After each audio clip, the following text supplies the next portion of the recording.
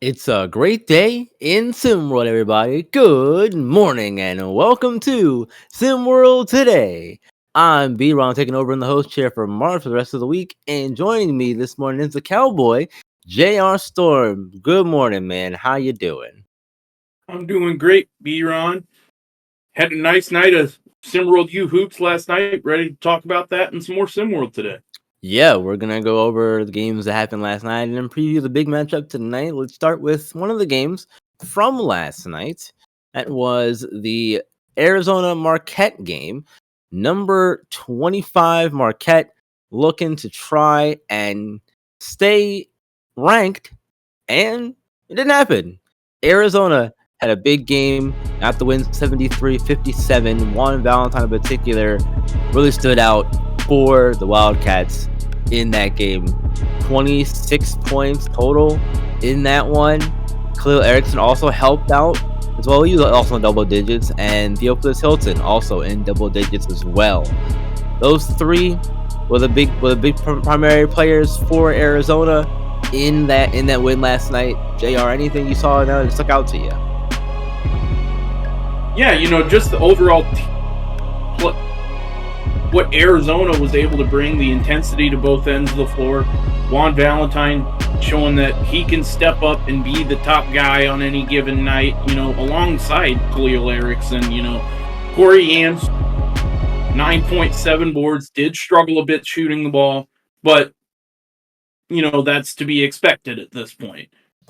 And then Marquette, interesting stat line I saw for Marquette was their top three scorers, stat line 12 points, 5 boards, 10 points, 5 boards, and 10 points, 5 boards. Those were their top three scorers right there. So just interesting stat quote that I saw on that game last night. Well, let's not forget, JR, that A-Rod put up 30 points in his first game against Miami. So clearly, coming into last night, Arizona had a game plan to defend him and not let him go off like he did. And it certainly worked because they put relentless double teams on Rodriguez all game, which forced him to not get into any rhythm at all. And unfortunately, last night, he just didn't get any support. And, you can't have that when you're trying to win a game like that and trying to stay ranked against a good team like Arizona. Juan Valentine proved that he is the top guy coming in for Arizona. There was, we heard about Khalil Erickson, and we heard about Corey Yams. We didn't hear much about Juan Valentine leading into the season, but once we got going, started to see a little bit of, that Valentine's the guy for them. Arizona, they also showcased some great ball movement overall in the game, and they used that ball movement and went on a 28-4 run across the end of the first half and early in the second half. So really kind of, put that game away and not make it not make the outcome be in doubt going forward heading into the rest of that second half. So really impressed by Arizona's defense on A-Rod, and it really stifled him. And like I said, didn't allow him to get going, didn't allow the big guy to get going, and that's what you want to do. Let's keep it moving and go to our second game. Temple and South Carolina. Temple trying to stay undefeated, and they do. 74-61 win over the Gamecocks. And, this was a game where the center for Temple led the way scoring-wise, Stellan Binns. Unfortunately, he struggled to get there, though. He did finish in double digits. He had 18 points, but he did that on 32% shooting, JR, which, not what's the word? A consistent, efficient night for him at all, but it didn't matter because he got some help from Leonidas Papadopoulos and Angelo Roman as well. Both of those guys chipped in and also scored in double digits to really power them through that one as well. Yeah, Temple, nice job behind Stellan Binns, like you said, being able to pick up, where he's kind of struggling, with those two guys behind him. But looking at South Carolina in this game, They really struggled from deep, shooting 4 of 23 from 3-point range. I think that lack of offense, obviously, you don't score enough points, you're not going to win. But South Carolina just looked out of sync offensively throughout the majority of the game. But very nice, all around effort from Temple. Absolutely, and on the other side, South Carolina, to give them some praise, because I feel like we should. One player in particular, Isaiah James. We know how good of a defender he was in SimWorld Prep with Beast of the East, and it's just carrying over in the SimWorld U already, looking like he could be a SWBA defender after last night's performance. 5 steals in that one, ferocious defense. We know how good Doc Ock is, and he showed it once again last night. Yeah, for sure. Isaiah James is definitely one of the main players to look out for on this South Carolina team. He's definitely got a bright future. And on the defensive end for a second, to bring it back to Temple to finish off this sandwich of compliments here. South Carolina struggled on offense. Big reason of that, big part of that was due to Temple's defense. They were aggressive both on offense and defense all game, really. And there was an 8-minute stretch in the game where South Carolina did not score a point. And when you're trying to, win a game, that's not what you want to do. You can't go 8 minutes without scoring, JR. That's not going to help your cause at all. They were held to 26 points in the second half. South Carolina was. Yeah, definitely not a recipe for success for the Gamecocks at all.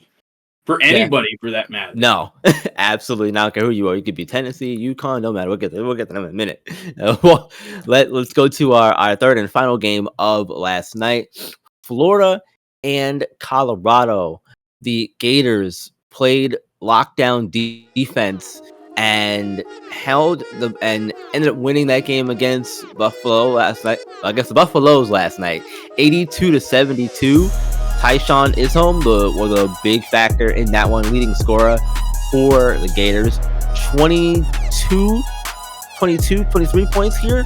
7 assists as well from him. That I love to see that from big. And on the other side, Brian Vaughn, 21 points, 4 assists. Grabbed 5 rebounds as well in the loss for the Buffaloes. But for Florida, again, great defense from them throughout this one. And the offense, we weren't sure what we were going to see from them, but they woke up last night. Yeah, they did. And I think that's definitely a prime and perfect opportunity for Florida to just sort of get back in the swing of things and kind of get going on a positive note, as something they've struggled to do so far this SimWorld U season.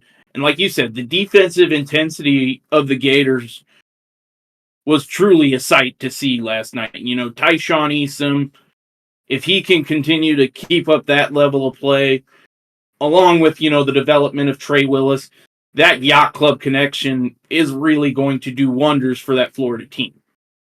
Absolutely, I definitely agree with you there. And you mentioned the struggles the Gators had, and they still had some of their own for sure. They still found a ton, and they still gave up a lot of offensive rebounds overall, which isn't good, obviously. But on the flip side of that, the good thing is that again, they did play a great game on defense, and they also limited Colorado's offense to really only being Brian Vaughn, as I mentioned earlier.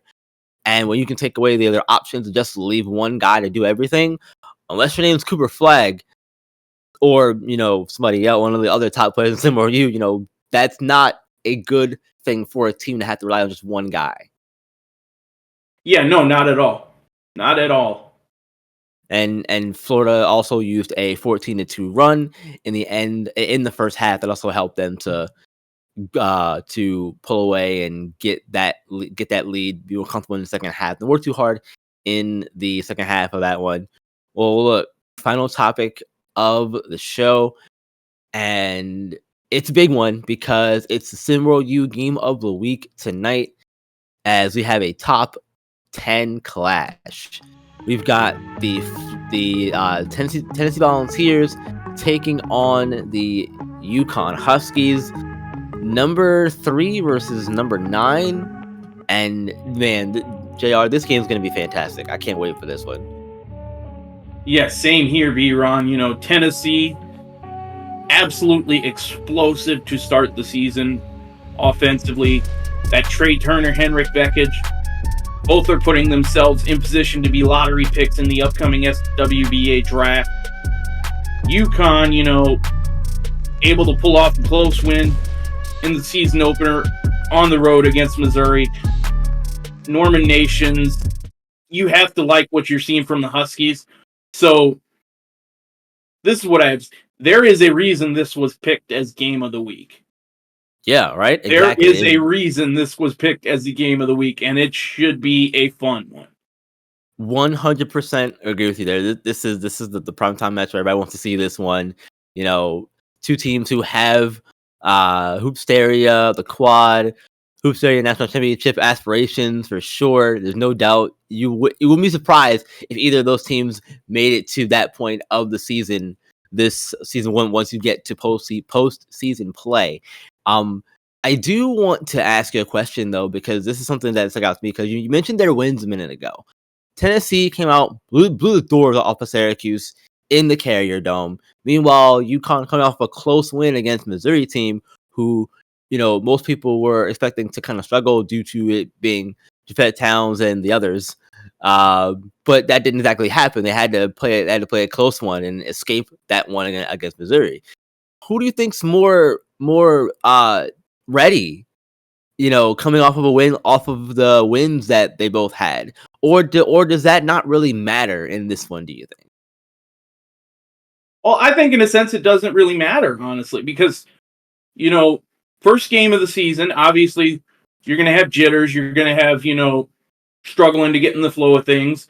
But now that's in the past. UConn has had a chance to, you know, had a week or so to sort of work through those things in practice and sort of get ready for this game against Tennessee. So, like, I don't really think the way they performed is going to matter, in a sense, for either side, because, you know, it's in the past. Each team knows what they can do on the court.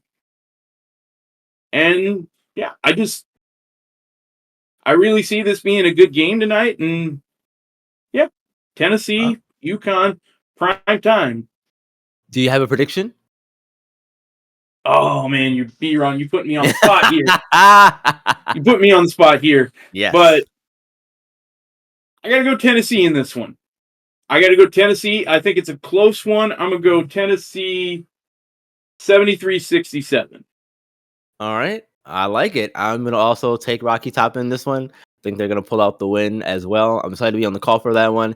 Thank you, JR, for joining me this morning. I appreciate you very, very much. Thank you all for listening and being a part of the show as well. Remember to like the video, like the pod, like the show. This one, we really appreciate it. Need all that support as well. We continue to grow and get better. Game starts at 8:30 p.m. tonight on SimWorld TV. Be sure to stick around for that. Like the video. Subscribe to the channel, all that good stuff. And remember, you guys, SimWorld's the only place where you can see the game, be the game, and we'll see you tomorrow.